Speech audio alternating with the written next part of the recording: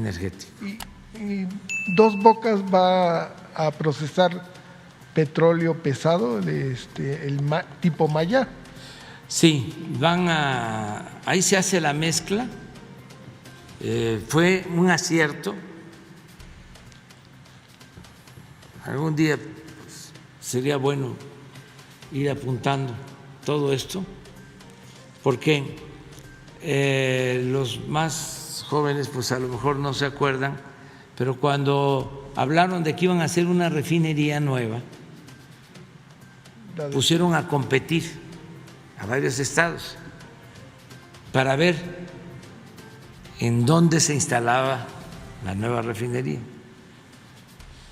que si en Michoacán, que si en Guanajuato, que si en Hidalgo, que en Veracruz, en todos lados. Casi estuvieron un año con esa promoción. Ya viene, ya viene, ya viene, ya viene. Y consigan el terreno. Al final decidieron hacerla en Tula. Compraron el terreno, se llevó también otro tiempo. Solo lo bardearon. No sé si completo, pero sí. Yo fui y me consta que estaban haciendo la barda de la refinería. Luego llega el nuevo gobierno, no está completa, ¿verdad? ¿No? Y deciden ya no hacerla, porque al final predominó la creencia, el criterio de que es mejor comprar las gasolinas que producirlas aquí. Y también pues fue una excusa y se canceló, quedó el proyecto y el terreno y todo. Así fue. Cuando a nosotros nos toca decidir sobre en dónde hacer la refinería, tomamos la decisión de hacerla en Dos Bocas. ¿Por qué? Porque ya Dos Bocas era la terminal, ¿sí?, de petróleo más importante del país. A Dos Bocas llegan todos los ductos, tanto de tierra como del mar de Campeche, y ahí se almacena el crudo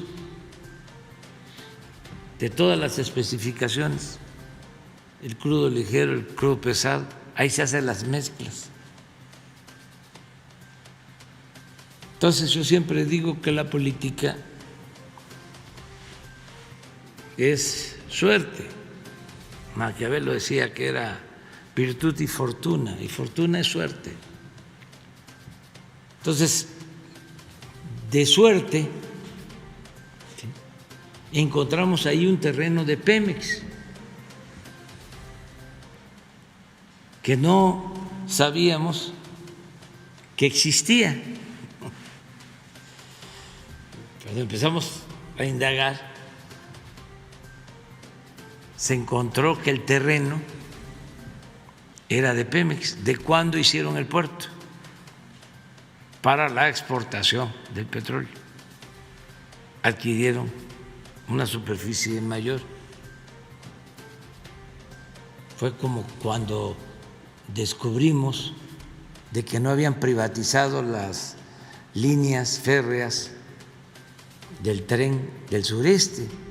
Imagínense cómo me puse de contento, porque habían entregado todo, pero ni la del Istmo ni la del sureste las habían concesionado, porque siempre digo, y es cierto, de que el sureste no les interesaba ni siquiera para robar. Entonces, entregaron todo, pero eso no, ahí lo dejaron. Y por eso estamos haciendo el Tren Maya. Si no, hubiera sido muy difícil conseguir el derecho de vía.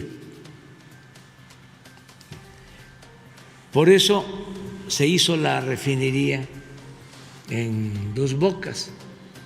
Entonces, va a tener, por tu pregunta, la mezcla de crudo que requiere. Pemex ahora su inversión la va a orientar a extraer el petróleo que requieren nuestras refinerías.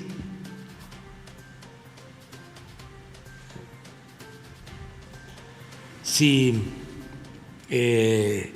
necesitamos un 70% de petróleo pesado, Maya, Pemex va a orientar su extracción de crudo para sacar ese petróleo y el 30% del petróleo ligero. No es extraer el petróleo solo para vender, sino para lo que necesitan nuestras refinerías. Es un cambio completo en la política petrolera. Afortunadamente tenemos de todos los tipos de petróleo, porque desde el primer año invertimos en exploración y tuvimos también la suerte de encontrar 3 grandes yacimientos con muchísimo petróleo de reserva. Y no en aguas profundas. No en aguas profundas, sino en tierra y en aguas someras. Y tenemos petróleo, podemos consumir petróleo todo este sexenio y vamos a dejar más reservas de las que encontramos cuando llegamos al gobierno. En una segunda pregunta, señor presidente, ¿qué opinión le merece lo que dijo Moody's acerca de la compra de Deer Park, que dice que a la larga podría ser riesgosa la inversión porque los combustibles fósiles ya están de salida y manejan Yo no lo creo porque si vemos el parque vehicular de los Estados Unidos es de 279 millones de vehículos y el 98% son de combustión interna. Entonces, de aquí, según los expertos, más allá del 2050 ya van a ser los coches todos eléctricos.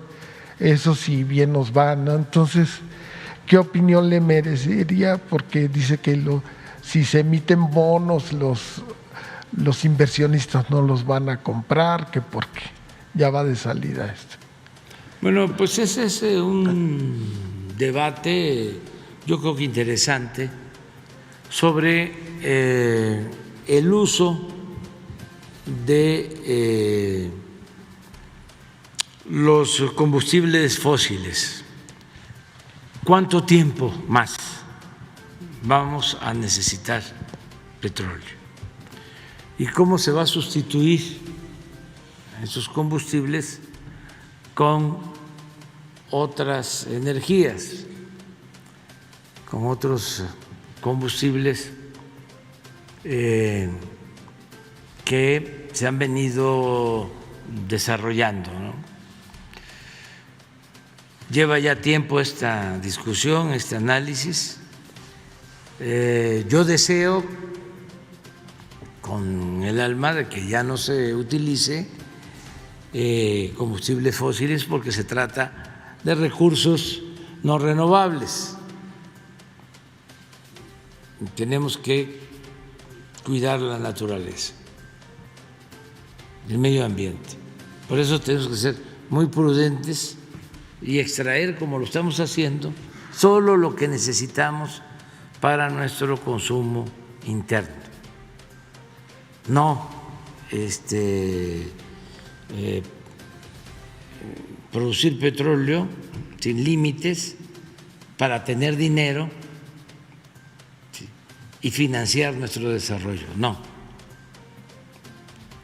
eso no es recomendable, además sería muy irresponsable, no solo porque se agotan los yacimientos, sino porque se trata de la herencia de las nuevas generaciones y no nos corresponde a nosotros disponer de esa herencia, tenemos que cuidarla.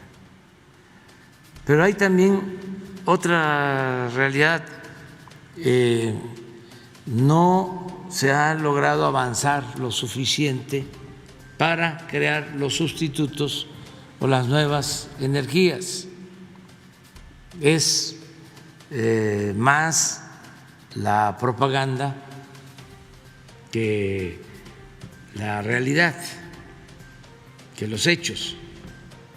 Desde hace muchísimo tiempo se viene hablando de que ya no va a hacer falta el petróleo y resulta que cada vez se consume más petróleo y hay inclusive hasta un doble discurso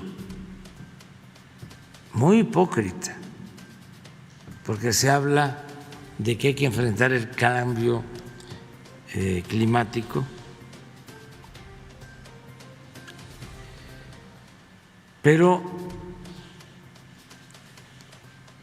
se está promoviendo que se extraiga más petróleo al mismo tiempo por los intereses económicos que existen en el mundo. Entonces, hay cumbres sobre el cambio climático, pero casi al mismo tiempo países productores de petróleo están llevando a cabo acuerdos, a veces sin consenso de países productores. Grandes potencias deciden producir más.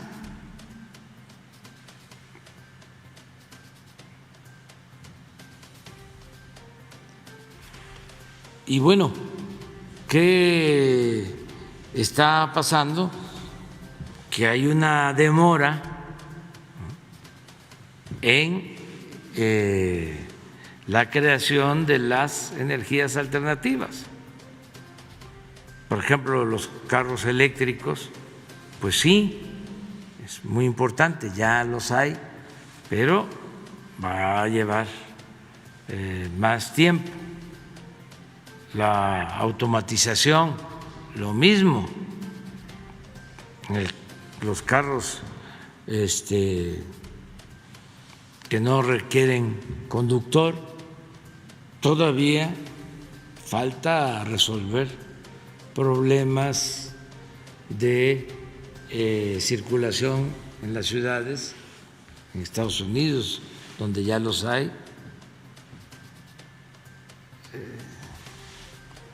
Y va a llevar tiempo. Es lo mismo de la robótica. ¿Desde cuándo nos han venido diciendo que ya no se iba a contratar mano de obra porque se iba a desplazar la fuerza de trabajo por la automatización y por la robótica? Pues resulta que no. Resulta que hace falta la fuerza de trabajo. Y no se puede crecer en estos tiempos. Puede ser que dentro de 10, 20, 30 años pueda crecerse sin fuerza de trabajo. Ahora no, se requiere la fuerza de trabajo. Y hay, en el caso de Estados Unidos y Canadá, hay déficit faltan trabajadores. Entonces, vamos a ir acompañando todo el proceso de creación de las nuevas tecnologías, cuidando el medio ambiente, pero también con realismo, entendiendo de que va a llevar todavía algún tiempo, sin dejar de actuar de manera responsable, ¿no? Y no apostar solo a los combustibles fósiles, pero va a llevar tiempo. Entonces, las proyecciones que hacen las corredurías o estas instituciones financieras, pues parten mucho de eso, de esas proyecciones. Pero imagínense, en medio de toda esta euforia por la innovación tecnológica, no hay refrigeradores, no hay estufa, no hay chips,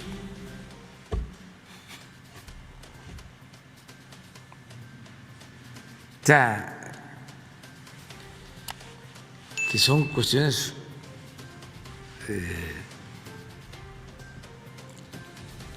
elementales. Entonces hay que ir poco a poco